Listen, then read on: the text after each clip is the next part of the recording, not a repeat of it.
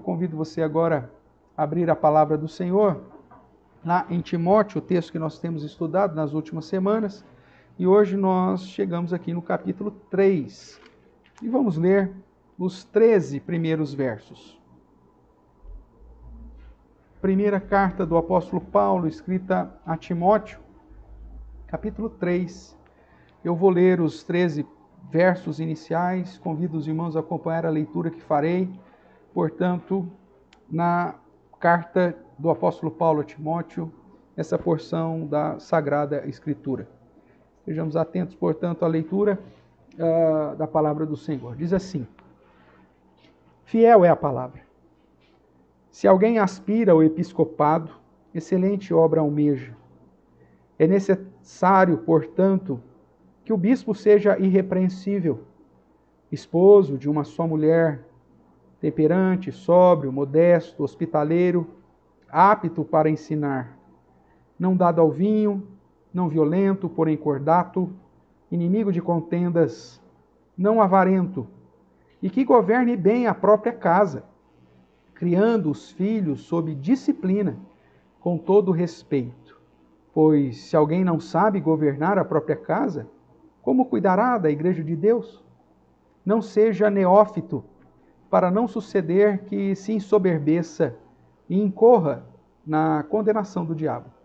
Pelo contrário, é necessário que ele tenha bom testemunho dos de fora, a fim de não cair no opróbrio e no laço do diabo. Semelhantemente, quanto a diáconos, é necessário que sejam respeitáveis, de uma só palavra, não inclinados a muito vinho, não cobiçosos de sórdida ganância, conservando o mistério da fé com a consciência limpa. Também sejam estes primeiramente experimentados, e se mostrarem irrepreensíveis, exerçam o diaconato. Da mesma sorte, quanto a mulheres, é necessário que sejam elas respeitáveis, não maldizentes, temperantes e fiéis em tudo. O diácono seja marido de uma só mulher e governe bem seus filhos e a própria casa, pois os que desempenharem bem o diaconato alcançam para si mesmo justa preeminência e muita intrepidez na fé em Cristo Jesus. Oremos, portanto, irmãos, mais uma vez. Ó Pai, bendizemos o Teu santo nome e Te damos graças pela leitura da Tua palavra.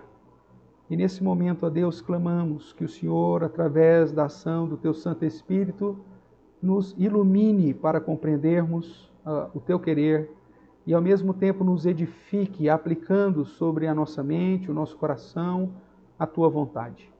Que o Senhor, na Tua graça e misericórdia, me use, apesar de mim mesmo, falando primeiramente ao meu coração, coração da minha família e também, ó Deus, de todos os demais irmãos e irmãs. Fique conosco, ó Deus, e fale profundamente ao nosso coração e nos exorte segundo a Tua bondade, a Tua longanimidade. É o que também clamamos no nome santo, poderoso de Jesus Cristo, nosso Senhor e Salvador. Amém. Irmãos, nós temos iniciado aí, ou estudado um pouquinho do livro da primeira carta de Paulo a Timóteo, e como você sabe, o objetivo dessa carta é justamente que Timóteo permanecesse ali em Éfeso para combater o bom combate em defesa da fé, para que a sã doutrina fosse preservada e a igreja, e tanto a liderança e o próprio Timóteo, ficassem cientes de como se deve proceder na casa de Deus, que é a igreja do Deus vivo, coluna e baluarte da verdade. E nós temos então caminhado, vimos sobre a visão, sobre a doutrina de Deus, né, que o apóstolo Paulo deixa acaba sendo transmitida em sua carta, mostrando e enfatizando, portanto, que a igreja é a igreja de Deus, esse Deus que é soberano, que é grandioso, que é salvador, que é nossa esperança, que foi encarnado em Jesus e que, portanto, cumpriu com a sua salvação em nosso lugar. Mas que, infelizmente, muitas pessoas haviam entrado dentro da igreja e estavam ensinando outra doutrina, desviando as pessoas da sã doutrina, segundo o evangelho da glória do Deus bendito, e estavam conduzindo essas pessoas para o naufrágio da fé, para o abandono da fé, proibindo algumas práticas que a própria palavra de Deus já mesmo falava o contrário. Lá no verso capítulo 4, capítulo 4, por exemplo, ele diz: a hipocrisia dos que falam mentira tem cauterizado a própria consciência, proíbem o casamento e exigem a abstinência de alimentos que Deus criou para serem recebidos com ações de graças pelos fiéis e por quantos conhecem plenamente a verdade. Então, vários erros doutrinários que estavam gerando práticas. As mulheres estavam assumindo uma posição de liderança e não estavam querendo mais se casar, né? Até por conta desses ensinamentos, eles estavam proibindo o casamento. E aí nós vemos Paulo já tratando, inclusive na semana passada, quando estudamos o capítulo 2, que dos pontos era justamente ensinar que as mulheres cristãs deveriam viver como mulheres cristãs de acordo com a sã doutrina, os ensinamentos da palavra de Deus, e que, portanto, uma das suas missões era justamente casar e ter filhos. Dessa forma que ele termina, portanto, o capítulo 15. E hoje, no capítulo 3, aí ele começa a enfatizar como que a sã doutrina vai influenciar a prática dos homens, uma vez que ele já havia também mencionado no capítulo 2 que os homens deveriam ser santos, que deveriam assumir a posição de liderança, de autoridade, que orassem em todo lugar com mãos santas, sem ira, sem animosidade, ou seja, com uma postura correta, condizente com a sã doutrina. E agora, então, ele vai olhar de um modo mais específico para a figura dos líderes, ou como que os homens precisam estar preparados de modo que possam exercer a liderança dentro da igreja. E esse assunto é extremamente importante, irmãos, porque, infelizmente, nós vivemos uma crise na Igreja de Cristo. A igreja ela foi influenciada por tantas heresias e por tantas falsas práticas cristãs, por um liberalismo de tal forma que hoje em dia, eu não corro o risco de errar, mas eu acredito que todas as igrejas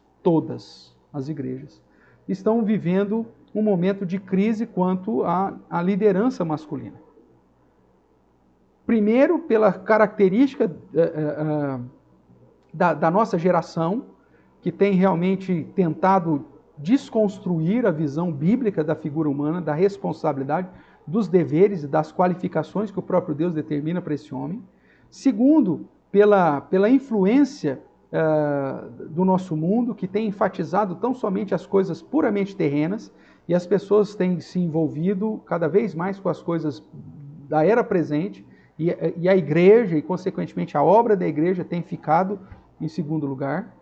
E, em terceiro lugar, porque a igreja assumiu uma libertinagem, um liberalismo tamanho, que quando vai se aplicar o padrão bíblico que se espera para para o homem, para agir, uma vez que a liderança masculina é o padrão que a Bíblia exige, para que ele exerça essa função de liderança, ele está desqualificado.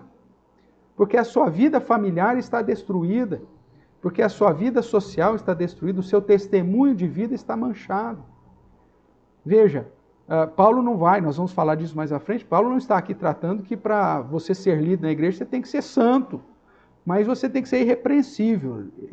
Essa palavra, esse termo, né, como diz, é necessário, portanto, que o bispo, e aqui bispo é sinônimo de presbítero, seja irrepreensível. Ele não está falando que essa pessoa não tenha pecado, porque isso aí, então, seria impossível. Não teríamos ninguém para assumir a liderança dentro da igreja, isso é óbvio. Mas, pelo menos, que esse homem viva de acordo com o padrão das Sagradas Escrituras. Que a sua moralidade esteja de acordo com a moralidade bíblica. Que a sua vida pessoal esteja de acordo com o padrão que o próprio Deus exige. Que a sua vida familiar esteja dentro do padrão que a própria palavra de Deus aponta. E que a sua vida em sociedade também demonstre de quem ele é discípulo. E hoje, infelizmente, nós vivemos uma crise. Tanto que a maioria da igreja sofre e tem problema no seu testemunho, justamente porque grande parte da liderança são homens que, pelo padrão bíblico, não deveriam estar exercendo a liderança dentro da igreja. são homens crentes, são homens que foram alcançados, são homens que se arrependeram, que estão lavados no sangue, que têm a vida eterna garantida, mas que por conta da sua prática de vida e desprezo durante um período da sua vida, a sã doutrina, mesmo às vezes dentro da igreja, deveriam agora serem impedidos de assumir uma posição de liderança, porque isso acaba trazendo mais vergonha para a igreja, vergonha para o próprio nome de Deus, trazendo opróbrio para a própria pessoa e para a igreja do Senhor. É lógico que essa geração, espero eu que seja uma geração de transição dentro da igreja verdadeira, para voltarmos ao padrão da igreja e dos princípios que a igreja precisa ter, essa geração ainda vai padecer com essas situações ou com essa realidade. Mas nós precisamos ensinar as novas gerações, precisamos ensinar os nossos filhos a não aceitar a prática do divórcio, por exemplo, como se fosse uma prática aceitável dentro da igreja. Ou se fosse algo comum dentro da igreja, algo normal dentro da igreja. Não aceitar que os nossos filhos pensem na possibilidade de ter 2, 3, 4 casamentos para ver se dá certo um deles, né? Ou viverem de uma perspectiva desprezando a responsabilidade de pregar o evangelho, de viver de uma maneira santa dentro de um contexto de vida social e de vida familiar, para que a igreja não seja prejudicada. E que não coloquemos pessoas que realmente não poderiam estar na função de liderança por conta de estarem desqualificadas pela postura que exerceram como discípulos de Cristo, para que elas não sejam envergonhadas, a igreja não seja envergonhada e o próprio Deus não seja envergonhado, como se Deus tolerasse e aceitasse toda a prática de libertinagem. Nós vimos lá na carta de Judas que esses homens eram pastores e pastoreavam si mesmos, cujo pastoreio estava ali pautado na bajulação, porque tinham interesses pessoais, né? Judas, coitado. Se vivesse nos dias de hoje, talvez a carta dele, que é uma das mais curtas do Novo Testamento, seria uma outra Bíblia, né? Só de casos e mais casos de lideranças que pastoreiam a si mesmo, que vivem na parte da bajulação e que só estão no exercício da liderança por interesses próprios, por avareza, para suprir as necessidades e a ganância do próprio coração e o desejo de poder e de se colocar numa posição de liderança ou de status dentro de uma comunidade. Irmãos, a nossa geração precisa começar a fazer alguma coisa disso, porque essa praga de gente tomou conta de toda a igreja visível. Está em todas as áreas. Hoje é difícil você lidar com práticas de manutenção de santidade na vida da igreja e até mesmo da aplicação da disciplina eclesiástica. Por quê? Porque a liderança já está tão manchada que não tem mais nem moral para se aplicar uma disciplina sobre os jovens mais novos e por isso então os mais novos vão aprendendo a viver uma vida totalmente de pecaminosidade, de práticas ilícitas, de prostituição, de promiscuidade, de falta de moralidade, com corrupção. E a igreja não tem mais o porquê de falar alguma coisa contra isso, porque a própria liderança dela já está envolta e manchada, maculada com todas essas práticas. Infelizmente, nós chegamos numa situação pior do que a igreja de Éfeso. Lá eles tinham alguns, aqui nós temos a maioria. Paulo, quando pede para Timóteo, ele diz que alguns haviam entrado, desviando algumas pessoas dessas coisas, verso 6 do capítulo 1, desviando-se algumas pessoas dessas coisas, perderam-se em loquacidade e frívola. O problema é que a nossa realidade hoje não se desviaram algumas pessoas. Algumas pessoas não se desviaram, esse é o problema, pois a grande maioria abraçou todo esse liberalismo. Então, essa crise na igreja é uma situação terrível, porque acaba impedindo o cumprimento fiel do objetivo da igreja. A igreja ela acaba não agindo de conformidade com o padrão que o próprio Deus determina que ela ande. O discipulado que é feito para os nossos filhos, com os nossos juniores, com os nossos adolescentes, é um discipulado frágil, porque não temos homens para servir de modelo para eles. Dentro a juventude, como depois também é dito aqui, o próprio Timóteo, no capítulo 4, tem sido desprezada. E por que a nossa juventude muitas vezes tem sido desprezada? Porque ao invés delas se tornar padrão dos fiéis, elas são padrão de coisa errada. Irmãos, a nossa vida eclesiástica precisa de um reboliço. Né? Deus precisa restaurar isso e começa pela defesa da sã doutrina e da aplicação correta para que possamos, quando elegermos representantes, liderança da igreja, seja de acordo com o padrão bíblico e não segundo o padrão, inclusive, que a igreja hoje tem assumido. Portanto, falar de liderança na igreja, como nós estamos vendo aqui no capítulo 3 de Timóteo, é algo essencial, porque, como eu disse, vivemos uma crise na igreja de Cristo. Nós sabemos que não é de hoje e que tudo faz parte, obviamente, de um plano, né? Daquele que se apresenta como cordeiro, mas tem a voz do dragão. Apocalipse capítulo 13 diz que a besta que emerge da terra tem como objetivo enganar a igreja através da própria igreja. Enganar a igreja com doutrinas, filosofias, com falsas religiões e com uma postura piedosa, com jeitão de cordeiro, porém com a voz, com o ensinamento que vem de Satanás. E é por isso que as pessoas estão sendo ludibriadas e a igreja está sendo transformada de dentro para fora. Houve um tempo que a influência vinha de fora para dentro, como a Babilônia, e isso ainda continua. Mas hoje nós já estamos vivendo uma realidade que a igreja se corrompeu de tal forma, e a maioria se corrompeu, que para tentar consertar a igreja de hoje, a reforma protestante não seria suficiente. Porque quando da reforma protestante, irmãos, nós tínhamos uma igreja única de todo o império que havia se desviado. Hoje nós temos 300 mil denominações, nós temos não sei quantos milhares de grupos ditos cristãos, de denominações, de igrejas, e mesmo dentro de uma denominação nós não conseguimos manter uma unidade teológica, doutrinária, litúrgica. É característica dos fins dos tempos, é verdade. Mas não é porque é fim dos tempos que nós então é fim dos tempos, vamos esperar logo, vamos dormir, ficar debaixo da cama, aguardando Jesus voltar. Parte do pressuposto que a palavra de Deus nos exorta a combatermos o bom combate até o dia final. A batalharmos diligentemente pela fé que foi entregue aos santos. Mesmo que somente 7.000 joelhos não tenham se dobrado. E isso começa no micro. Começa na igreja local.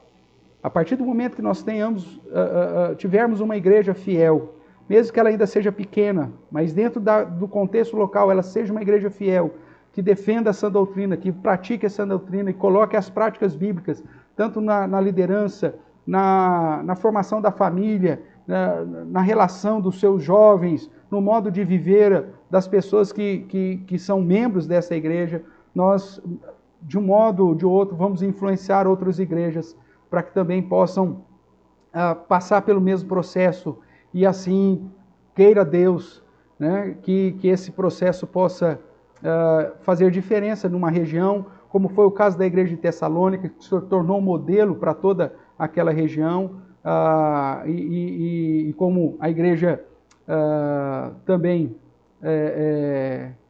de Éfeso por um tempo, como fiel que foi, como a igreja da Macedônia, de um modo especial, que durante muito tempo foi uma igreja fiel, obediente ao Senhor. Cuidado, irmãos, nós estamos tratando com uma guerra espiritual, onde o próprio Satanás tem colocado pessoas infiltradas dentro da igreja para viver e agir de acordo contrário à palavra do Senhor e conduzindo a igreja para longe do padrão de Deus. Nós sabemos disso, que desde o início da igreja, além da perseguição externa, onde os descrentes, os ímpios, os perversos se levantam contra o povo de Deus, nós temos também uma realidade entre aspas aqui, de infiltrados, que são usados por Satanás para diluir a verdade e tornar a igreja infiel.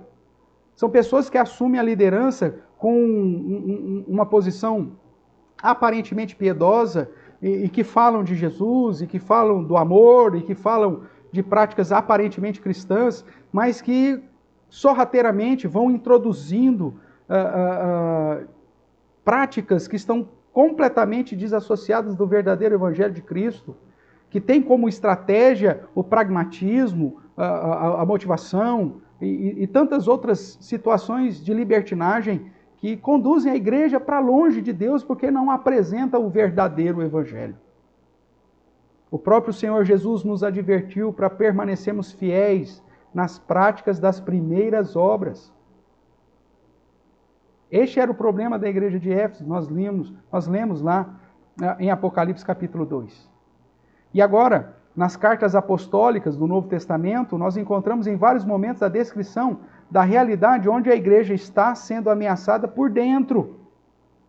Se você observar aqui nas cartas pastorais que estamos estudando, já estudamos Tito, estamos aqui na primeira epístola a Timóteo, você vai ver isso claramente. Eu quero mencionar com você rapidamente aqui, seguindo aqui 1 Timóteo, abra comigo em 1 Timóteo, capítulo 1, verso 3, é dito: quando eu estava de viagem rumo da Macedônia, te roguei permanecesse ainda em Éfeso, para admoestares certas pessoas, a fim de que não ensinem outra doutrina. Então veja, certas pessoas haviam se introduzido na igreja e estavam ensinando uma doutrina contrária à verdade de Deus. O verso 6 diz: desviando-se algumas pessoas dessas coisas, perderam-se em blá blá blá, em conversa fiada. O verso 10, impuros, sodomitas, raptores de homens, mentirosos, perjuros, para tudo quanto se opõe à sã doutrina, segundo o evangelho da glória de Deus bendito, do qual fui encarregado. Se você olhar o verso 18 do capítulo 1, esse é o dever que te encarrego, ó filho Timóteo, segundo as profecias, de que antecipadamente foste objeto, combate firmados nelas o bom combate, mantendo a fé, a boa consciência, porque alguns, veja, o contexto aqui era de alguns, o problema é que nós é a maioria, né? Mas porque alguns, tendo rejeitado a boa consciência, vieram a naufragar na fé. E ele cita então Himeneu e Alexandre, os quais ele inclusive entregou-os para Satanás para serem castigados, para não mais trazerem difamação, blasfêmia contra o nome de Deus. Se você pular aí para o capítulo 4 de 1 Timóteo, o verso 1 vai dizer: ora, o Espírito afirma expressamente que nos últimos tempos alguns apostatarão da fé, por obedecerem a espíritos enganadores e ensinos de demônios. Gente, é essa a luta que nós temos quando há um desvio doutrinário. Nós não estamos lutando simplesmente com ideias contrárias, nós estamos lutando contra ensinos de demônios, contra espíritos enganadores. E aí, pela hipocrisia dos que falam mentiras, nós estamos lutando com pessoas que mudam a verdade de Deus em mentira, e que têm cauterizado a própria consciência, que proíbem práticas lícitas, que exigem abstinência daquilo que não precisa ser, que exigem algumas posturas contrárias à verdade de Deus. No capítulo 6 do 1 Timóteo, capítulo 6, verso de número 3, se alguém ensina outra doutrina e não concorda com as sãs palavras do nosso Senhor Jesus Cristo e com o ensino da piedade, é enfatuado, nada entende, tem mania por questões, contendas de palavras que nascem de inveja, provocações, difamações, suspeitas malignas, altercações sem fins, por homens cuja mente é pervertida, privados da verdade, supondo que a piedade é fonte de lucro. Que estão ali por algum interesse, que não estão ali por conta do temor a Deus, estão ali pensando que a piedade é fonte de lucro, inclusive lucro financeiro, para ter algum benefício, algum benefício financeiro para si. O verso 20, final aqui da primeira epístola de Timóteo, e tu, ó Timóteo, guarda o que te foi confiado, ou seja, mantenha-se fiel, evitando os falatórios inúteis, profanos e contradições do saber, como falsamente lhe chamam, pois algum professando se desviaram da fé. Essa é a mesma realidade que se apresenta na segunda epístola de Paulo, escrita a Timóteo. Dê uma olhadinha comigo. 2 Timóteo, capítulo 2, verso 17. Vai dizer assim: além disso, Paulo dizendo, a linguagem deles corrói como câncer, entre os quais se inclui Himeneu e Fileto, aquele Himeneu lá que ele já tinha entregue para Satanás. Estes se desviaram da verdade, asseverando que a ressurreição já se realizou, e estão pervertendo a fé de alguns, a fé a alguns. Então veja, homens que defendem práticas contrárias às verdades bíblicas, desviaram-se da fé, fazem declarações e as suas linguagens são corrosivas. O verso 24 desse mesmo capítulo, observe. Ora, é necessário que o servo do Senhor não viva a contender.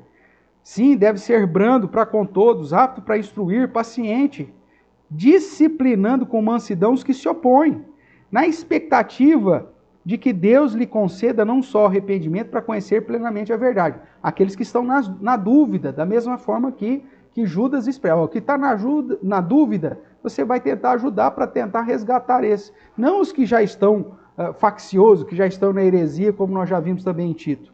Mas presta atenção agora no verso 26. Mas conhece plenamente a verdade, mas também um retorno à sensatez, livrando-se eles dos laços do diabo.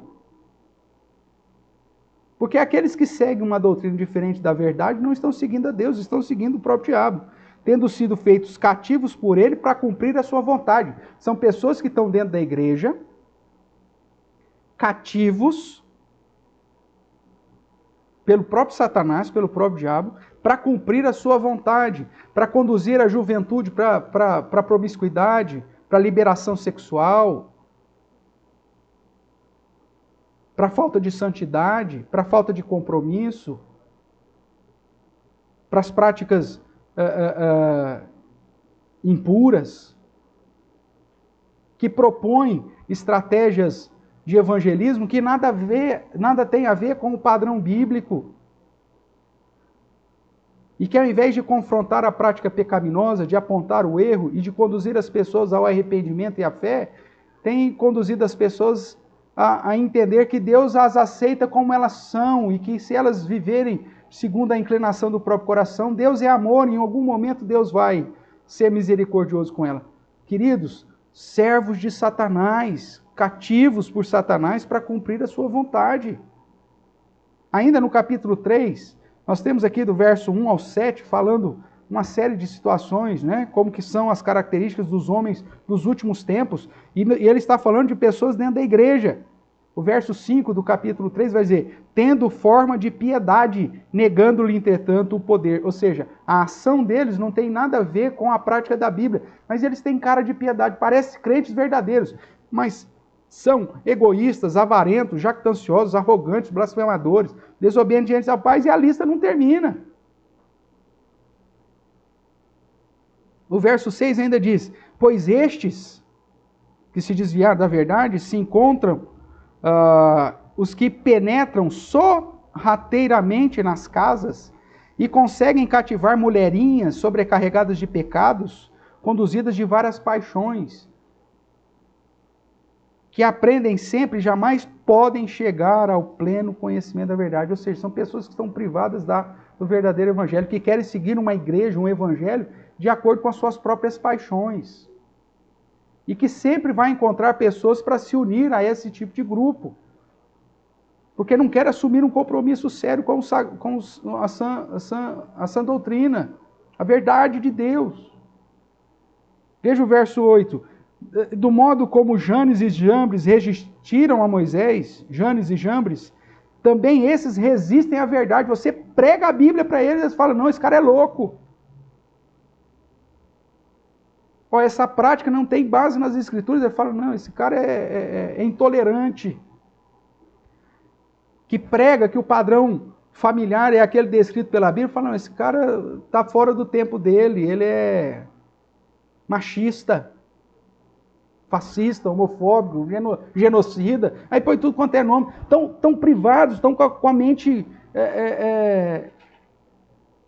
totalmente deturpadas.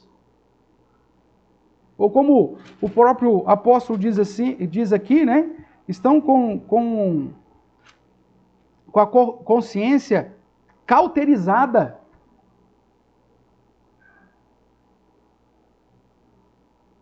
Não é essa a igreja que eu quero. Uma igreja que fale não. Eu quero uma igreja que ame, uma igreja que tolere, uma igreja que aceite todas. Uma igreja que agregue, mas agregue o quê? Agregue o pecado, não agregue as pessoas, não agregue todas as etnias ou todas as classes sociais. Não. Diz que é uma igreja que agrega, mas agrega somente aqueles que são simpatizantes da ideia deles e que têm algum interesse neles. Não querem pobres, não querem negros, não querem crentes fiéis. Não querem. Nós queremos um padrãozinho que está dentro da nossa própria jeitão de ser, porque desse modo, então, nós vamos tirar proveito uns dos outros. Irmãos, essa é a realidade da igreja, nós precisamos fazer algo para mudar essa realidade. E o padrão para mudar isso é voltar para as Escrituras. Capítulo 4, ainda de 2 Timóteo, verso 14. Na verdade, verso 3 primeiro. Pois haverá tempo em que não suportarão a sã doutrina. Pelo contrário, cercar-se-ão de mestres segundo as suas próprias cobiças, como que sentindo coceiras nos ouvidos, se recusarão a dar ouvidos à verdade, entregando-se às fábulas. Eles querem pregações alegóricas, porque cada um interpreta do jeito que quer. Eles não querem um sermão expositivo que te apresenta o que a Bíblia fala. A igreja de hoje, ela quer tudo escuro, porque ninguém vê a cara de ninguém. Então, se você não vê a pessoa hoje, você não sabe o que ela está fazendo na segunda-feira, né? Movida por emocionalismo, por show, por motivação, por pregações que dizem que você é especial, você é o centro de Deus, que não confronta o seu pecado, porque não estão mais suportando a sã doutrina, se recusam, cercam-se de mestres segundo as suas próprias inclinações, recusam-se a dar ouvidos à verdade, entregando-se a fábulas, a historinhas, sermões que são, na verdade, histórias, com E, como se tinha um tempo atrás a distinção de história com H e história com E, com historinhas, para boi dormir. Irmãos, nós estamos passando por um momento de crise, não só no sentido de pandemia, de risco de vida, não só de influência do governo sobre os direitos da igreja, mas estamos vivendo um problema dentro da igreja, onde as pessoas não estão desejosas de ouvir a verdade. O verso 14 agora diz: Alexandre, o latoeiro, aquele mesmo Alexandre da primeira carta, causou-me muitos males, o Senhor lhe dará a paga segundo as suas obras. Tu guarda-te também dele, porque resistiu fortemente às nossas palavras. Paulo ainda tentou apresentar, irmão, Alexandre, muda de vida, Alexandre, volta para as Sagradas Escrituras. E aí o texto diz que Alexandre resistiu fortemente às palavras de Paulo e causou grandes males. Irmãos, quanta liderança da igreja tem causado males na vida da própria igreja, na vida de pastores, na vida de homens de Deus. O Senhor vai dar a paga, segundo as suas obras. Não sou eu que diz, é o apóstolo Paulo. Mas infelizmente eles têm corrompido e têm destruído. Nos dias de Paulo eram alguns, o problema é que hoje é a maioria. Entrando para a carta de Tito, no capítulo 1, no verso 10, você vai ver assim, de 10 a 16, existem muitos insubordinados, palradores, frívolos, enganadores, especialmente os judeus, os da circuncisão. É preciso fazê-los calar, porque andam pervertendo casas inteiras, ensinando o que não devem, por torpe ganância, para manter a sua posição de autoridade ou para ter algum benefício financeiro. Foi mesmo dentre eles um seu profeta que disse: cretrenses, sempre mentirosos, feras terríveis, ventres preguiçosos. Tal testemunho exato. Portanto, repreende-os severamente para que sejam sadios na fé. E não se ocupem com fábulas, com historinhas judaicas, nem com mandamentos de homens desviados da verdade. No capítulo 3 ainda de Tito, o verso 10, nos é dito: evita o homem herético, o homem faccioso, depois de admoestá-lo primeira e segunda vez. Pois sabes que tal pessoa está pervertida, vive pecando e por si mesma já está condenada. Irmãos, essa é a realidade. Enquanto a igreja só está trazendo mensaginha, mel na chupeta, para agradar o ouvido dos ouvintes, para que você tenha sei lá eu, um sentimento de que é o centro do universo, a igreja está indo de mal a pior. Ela está se desviando da verdade. Enquanto as pessoas estão procurando um culto para se libertar, para poder dançar, erguer as suas mãos e talvez extravasar, a doutrina da igreja está indo para o ralo. Pessoas que estão procurando uma igreja cuja liturgia agrada as suas paixões. E cujo ensino não fala de doutrina, não fala de ensinamento, não fala de padrão. Nós vivemos isso. Recentemente eu ouvi isso, eu não estou saindo da igreja porque lá não fala de doutrina, aqui fala, então eu estou indo embora por causa disso. Meu Deus do céu, irmãos.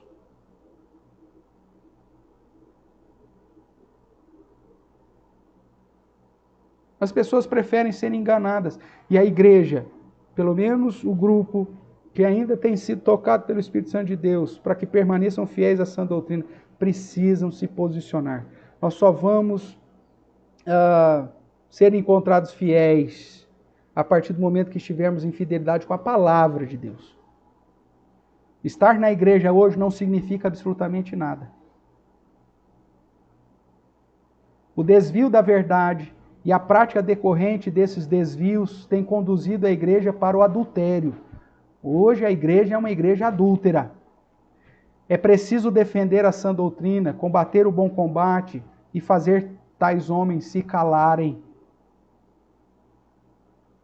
Porque senão daqui a um tempo eles vão nos calar. Já tem tentado.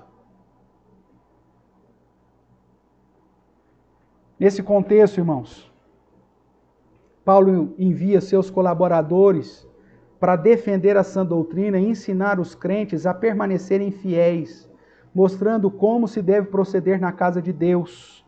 Voltando aqui então para Timóteo capítulo 3, o final do capítulo 3, que nós vamos tratar semana que vem, no verso 15 ele diz, olha, eu espero, verso 14, escrevo-te essas coisas, esperando ir ver-te em breve, para que, se eu tardar, fique cientes de como se deve proceder na casa de Deus, que é a igreja do Deus vivo, coluna e baluarte da verdade. Esse era o objetivo. A base é a fidelidade à sã doutrina.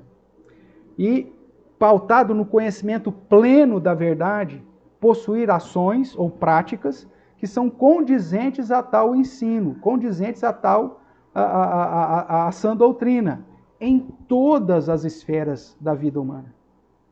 Não só dentro da igreja, mas no seu dia a dia, na família, no seu trabalho. Esse é o padrão. Paulo, portanto, continua falando sobre a prática da igreja, pautada na sã doutrina, e agora aplica tal ensino sobre os homens, porque o foco é a liderança. E ele vai falar então sobre o líder cristão. Ele vai falar sobre o líder cristão dentro do padrão da sã doutrina. O que se espera do líder cristão dentro desse padrão da sã doutrina. Esse é o tema que eu quero trabalhar com os irmãos nessa noite. E eu trato aqui de liderança de um modo geral. Você observou que Paulo vai falar do bispo ou do presbítero, né, ou do pastor, são sinônimos, e do diácono. Mas eu quero colocar isso no mesmo pacote, liderança. Por quê?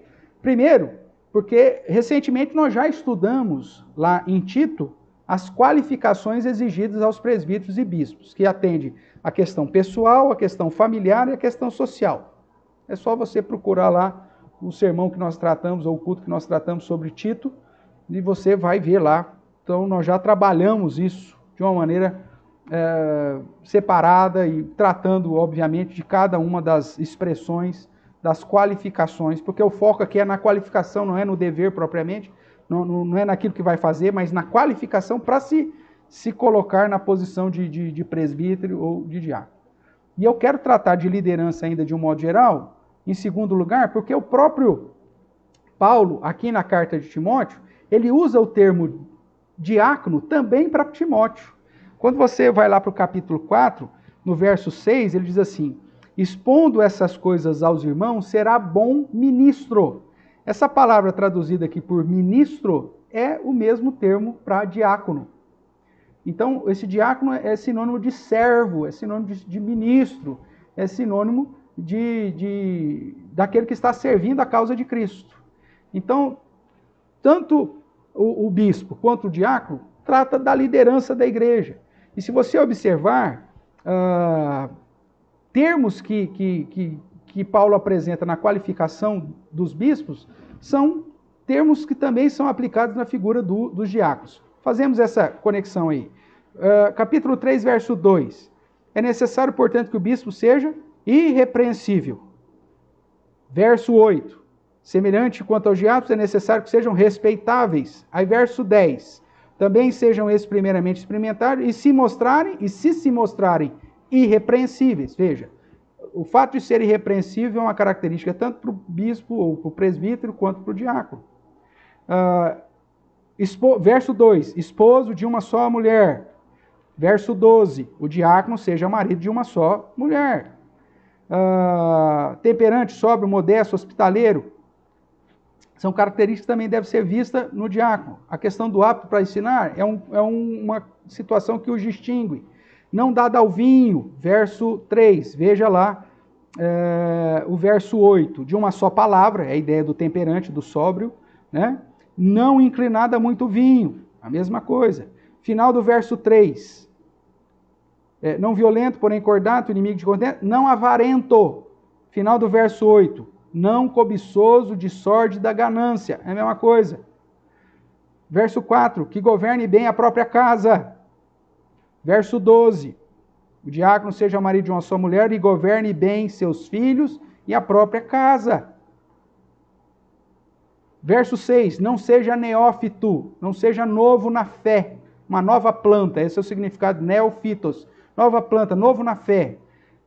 Verso 10, que estes sejam primeiramente experimentados, ou seja, tem um tempo de experiência, não sejam também novos na fé.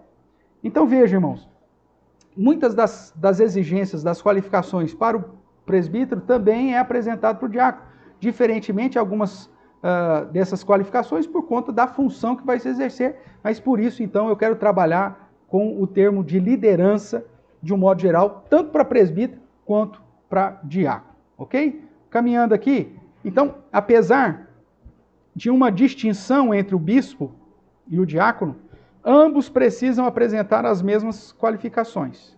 Apesar da função ser diferente, as qualificações, pelo menos as básicas, são as mesmas. Ok? Então vamos lá. O líder cristão baseado na sã doutrina. A primeira coisa que ele precisa se preocupar para ser um líder cristão. A primeira coisa que o homem crente precisa se preocupar para ser um líder cristão é ter a consciência do peso da obra, do peso do ministério. O ministério de presbítero, o ministério do diaconato não é para qualquer um, irmãos. Não deveria ser para meninos, para moçoilas, que não aguenta nem o tranco da própria vida.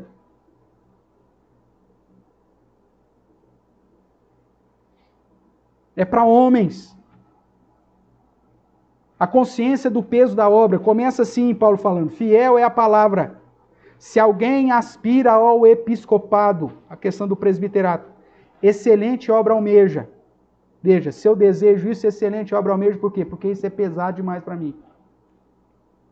Sabe por quê? Porque eu vou cuidar da igreja de Deus. Veja aí o verso 5. Pois se alguém não sabe governar a própria casa, como cuidará da igreja de Deus? Verso 13, se desempenharem bem o diaconato, alcançarão para si justa preeminência e muita intrepidez na fé em Cristo Jesus. Nós estamos lidando com o próprio Deus. O exercício da liderança cristã é um exercício diante do próprio Deus, da igreja de Deus. Ou como ele vai dizer lá no verso 15, na casa de Deus, que é a igreja do Deus vivo. Não é de Diana dos Efésios, uma deusa falsa, morta, mas é do Deus vivo, coluna e baluarte da verdade. Então, quando eu pretendo assumir a liderança cristã, eu preciso ter a consciência do peso dessa obra. Eu não estou trabalhando numa multinacional, por maior que ela seja, eu não estou trabalhando numa empresa, mas eu estou trabalhando por o Deus vivo, que é justo, que é santo, que é poderoso e que vai aplicar da sua justiça. E que a quem a mais é dado, mais será cobrado. Ou como nós vimos lá em Judas, né? Que vai aplicar da sua justiça sobre os falsos. Da mesma forma que aplicou sobre o Egito, da mesma forma que aplicou sobre Sodoma e Gomorra, da mesma forma que aplicou sobre os anjos que deixaram o seu estado natural, da mesma forma que aplicou sobre aqueles que se opuseram ao padrão da palavra de Deus. Da mesma forma que foram aplicados os juízos sobre Caim, da mesma forma que foi aplicado o juízo sobre Balaão, da mesma forma que foram aplicados os juízos sobre aqueles que se revoltaram com Corá. Irmãos, nós não estamos brincando de igreja, nós estamos servindo ao Deus vivo. Seja como presbítero, pastor ou bispo, né? O termo aqui não importa, ou como diácono, o homem de Deus deve reconhecer o tamanho da responsabilidade. Tais funções exigem características, qualificações presentes. Veja que o verso 2 do capítulo é necessário, portanto, que o bispo seja, não que ele venha a ser. As qualificações precisam estar presentes no homem. As funções que ele vai exercer exigem qualificações, características que já são presentes na vida dele, que já são experimentadas, que já são testadas, inclusive pela comunidade. Porque trata-se de governar a igreja de Deus, de servir para a glória de Cristo Jesus. Aquele que não consegue compreender o tamanho da obra, o tamanho do peso, quanto excelente obra almeja, ele não está pronto, ele não está preparado. Irmãos, obviamente que aqui o termo irrepreensível não fala, eu já disse isso, não está apontando para o fato de que a pessoa não tenha pecado, isso é impossível, todos nós somos inclinados.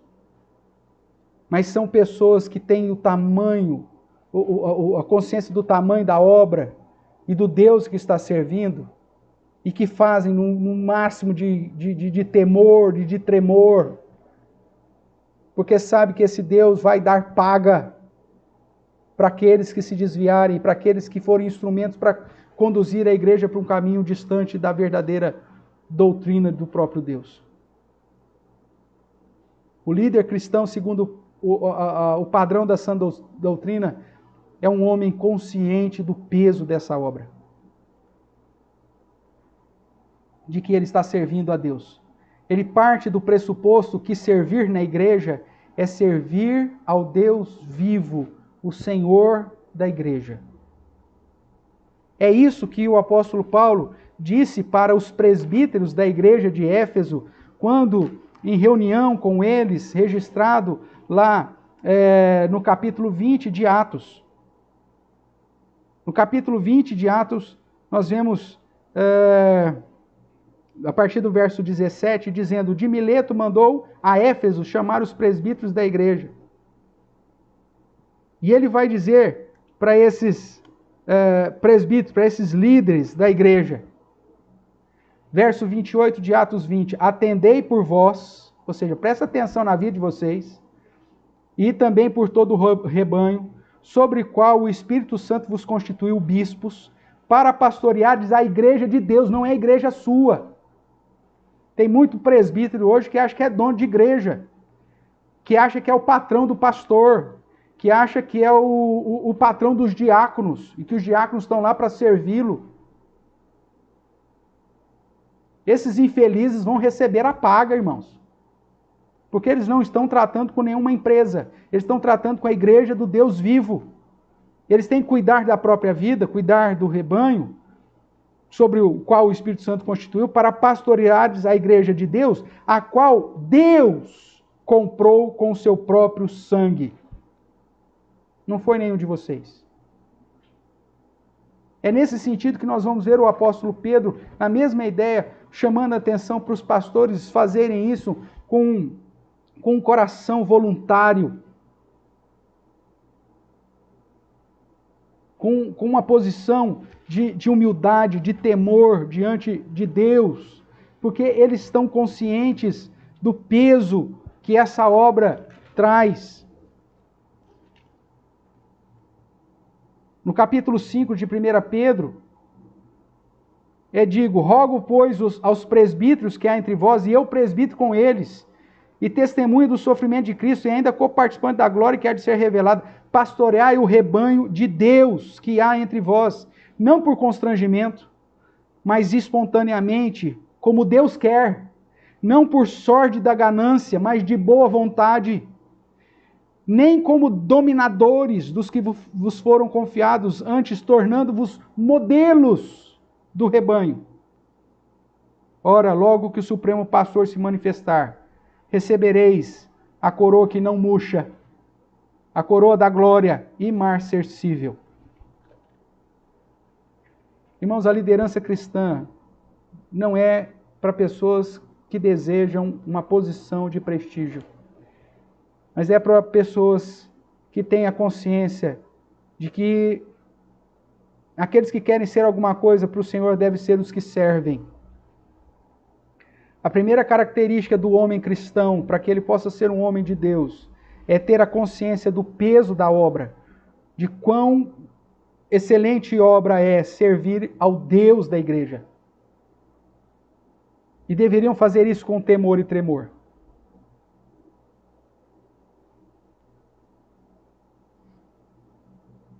Deveriam se humilhar, deveriam não fazer campanha para serem eleitos.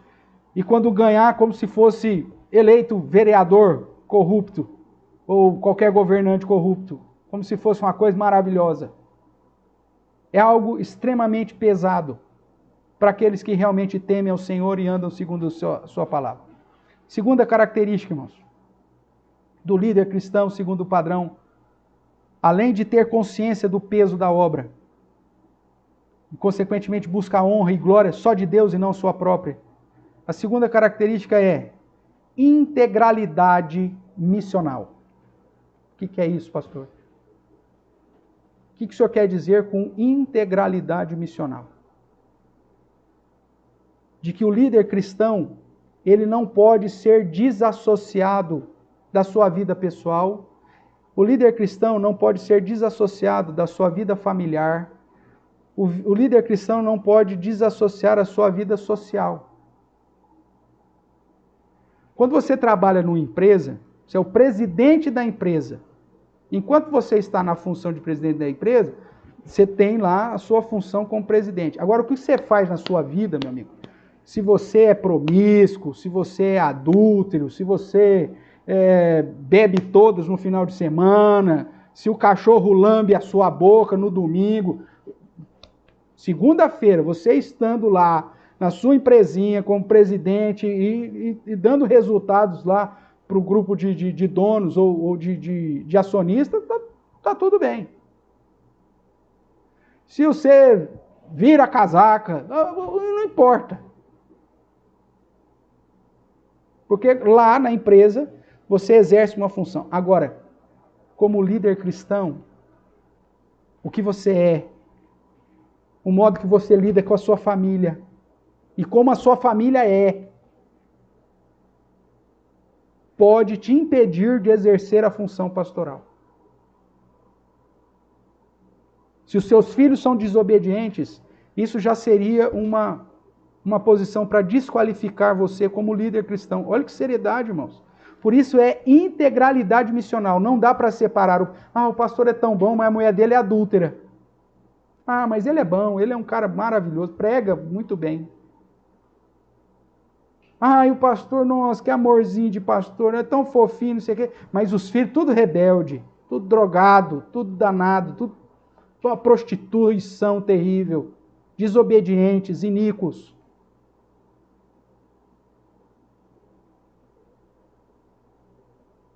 Por isso que você tem que ensinar os seus filhos no caminho do Senhor. Porque se um deles dá um passo errado, eles destroem o meu ministério. Por isso você tem que escolher bem a esposa que você tem. Porque se ela der um passo falso, ela vai destruir o meu ministério. Porque não dá para desassociar o meu ministério da minha pessoa. Não dá para quebrar a ligação do pastor Everton com a família do pastor Everton. Ah, mas coitado do pastor, tem um filho tão rebelde. Coitado do pastor, não, ele foi culpado nessa história, ele deveria deixar de ser pastor. Vai vender tomate na feira. Credo, pastor, o senhor está dando um tiro para cima, hein? É um risco que eu corro, e por isso que eu pego no pé desses meninos todo dia. Por isso que eu oro por eles todo dia. Por isso que eu e a Clarissa choramos muitas vezes à noite pensando neles.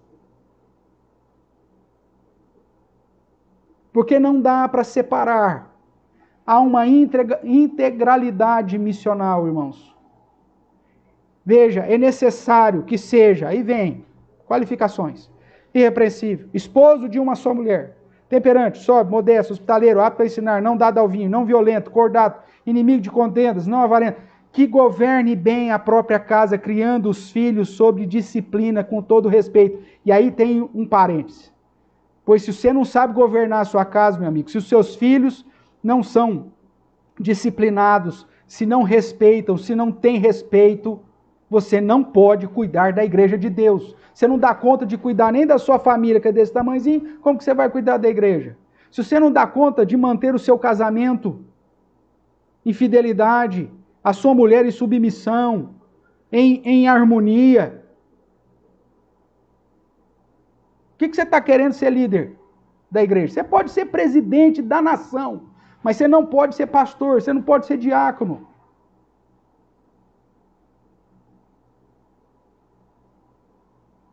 Para quê? Para que não caia no opróbrio, para que não caia no laço do diabo, para que o nome de Cristo não seja envergonhado.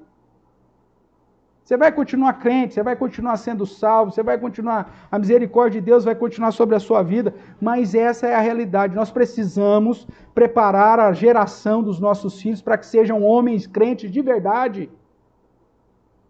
Porque senão daqui a pouco nós não temos ninguém com as qualificações que a palavra de Deus exige para ser lido. Já não temos hoje. E isso porque eu não estou entrando nem no fato de que precisa ter o dom, o chamado, e de que precisa ter o reconhecimento da igreja.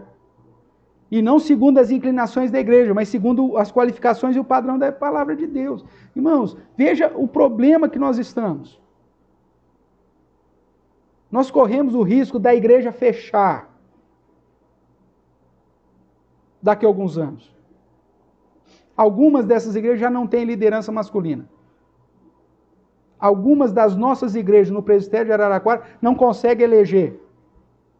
Tem igrejas com menos de 3 presbíteros, que é o mínimo exigido pela nossa Constituição.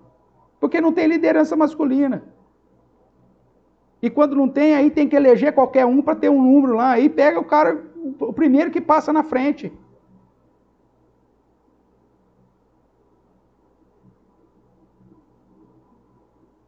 Primeiro porque as famílias não querem viver segundo a sã doutrina, não querem ensinar os seus filhos a andar no caminho do Senhor, não querem discipular os seus filhos, não querem pagar o preço para ensinar os seus filhos a serem crentes.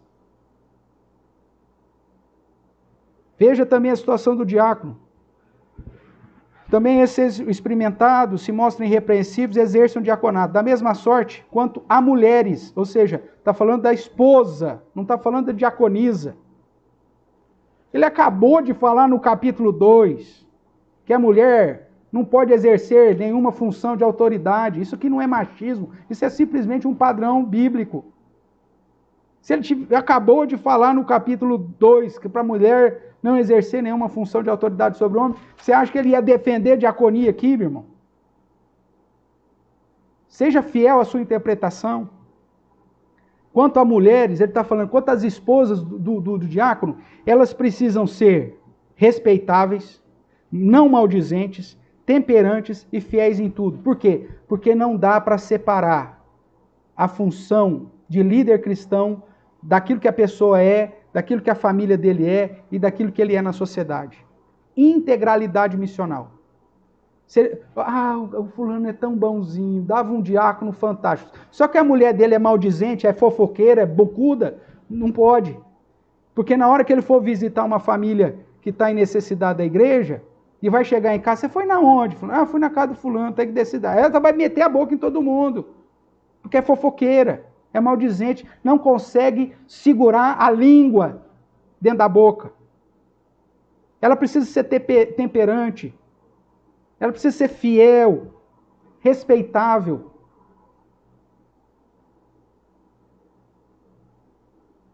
E aí entra lá o capítulo 2. Ande com um traje decente. A mulher de um presbítero tem que ser decente, tem que ter traje decente, não vai sair andando como se fosse uma periquete. A mulher do presbítero precisa tomar cuidado com a sua sensualidade, com o tamanho do seu decote. Porque o líder cristão não pode ser desassociado da sua família. Em qualquer outra área você desassocia. O técnico do seu time de futebol, ele pode ser o que ele quiser. Pode ser até satanista, mas se o time está ganhando, está tudo bem. Ele pode ter a escolha sexual que ele quiser, ele pode ter quantas mulheres ele quiser, ele pode não pagar as contas dele, pode ser terrível, ele pode ser o que ele for. Se o time estiver ganhando, funciona. Mas na igreja não é assim. Não dá para separar a pessoa do líder da relação familiar e da relação social. Se os meus filhos, e esse peso cai sobre eles, e sobre a minha esposa, esse peso, eles já nasceram filhos de pastor, eles não tiveram essa escolha, mas agora, já que estão dentro desse contexto, eles precisam agir como filhos de pastor. Porque o testemunho deles vai me prejudicar, e prejudicar o reino. Olha só a responsabilidade deles. E se eles quiserem bagunçar com a minha vida, é simplesmente serem rebeldes. Por isso que além de eu tratar com disciplina, eu tenho que amá-los, eu tenho que beijar os meus filhos. Eu tenho que cuidar deles.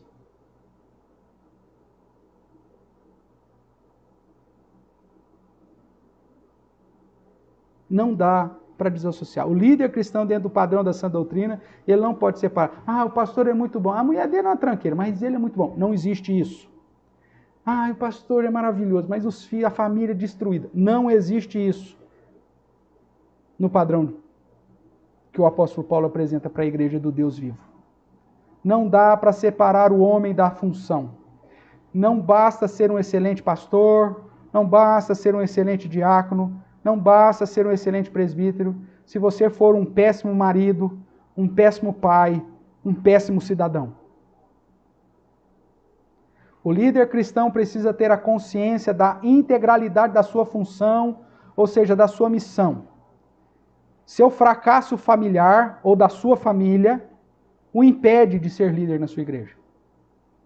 O seu mau testemunho social trará prejuízo e vergonha para si, para a igreja e para a sã doutrina.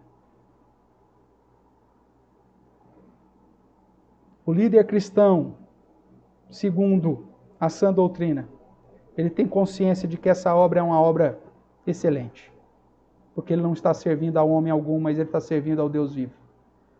E ele tem consciência da integralidade da sua missão. Que não dá para desassociar aquilo que ele é daquilo que ele exerce. Daquilo que a família dele é em relação àquilo que ele exerce.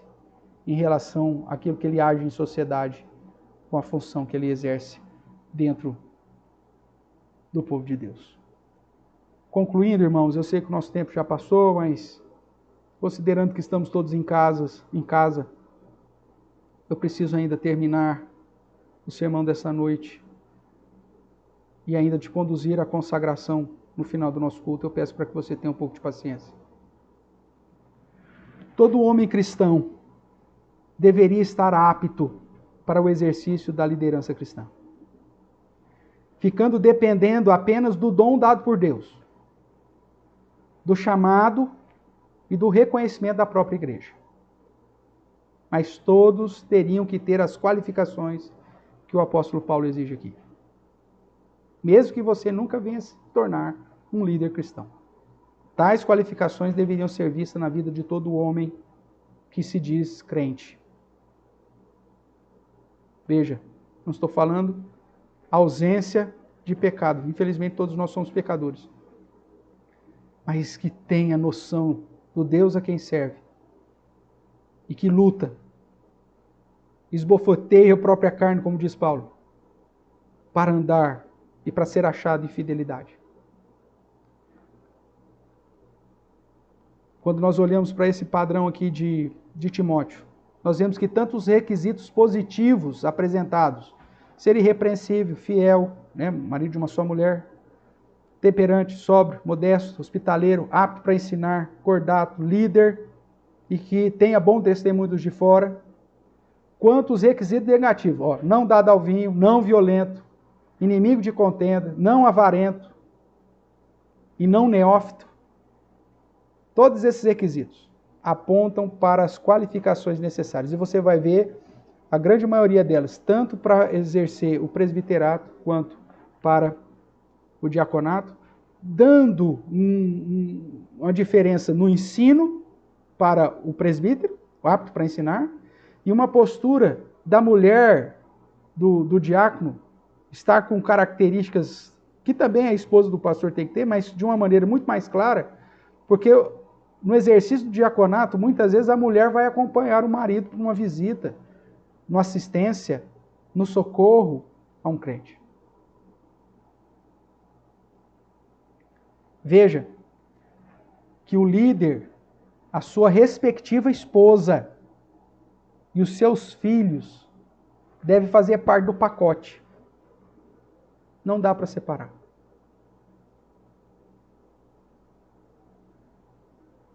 A liderança da igreja de Deus deve ser assumida por alguém irrepreensível e respeitável, segundo o padrão das qualificações exigidas. Além disso, olhando para o restante do Evangelho, do Novo Testamento, ele precisa ter sido dotado por Deus, com dons que são confirmados e experimentados através do reconhecimento da própria igreja. Mas uma igreja que seja fiel à sã doutrina e que não escolha os seus líderes por conta do sobrenome, por conta da posição social, da qualificação ou da graduação que essa pessoa possua.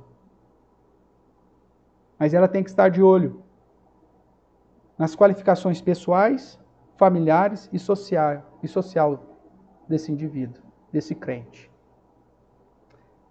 Este deve ser o procedimento na casa de Deus. É dessa forma que Paulo fala, olha, eu estou falando tudo isso para que você fique ciente de como se deve proceder na casa de Deus. Esse deve ser o procedimento na casa de Deus, que é a igreja do Deus vivo, coluna e baluarte da verdade.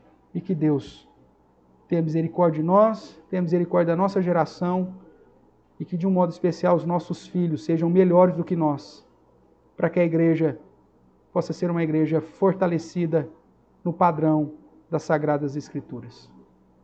Amém?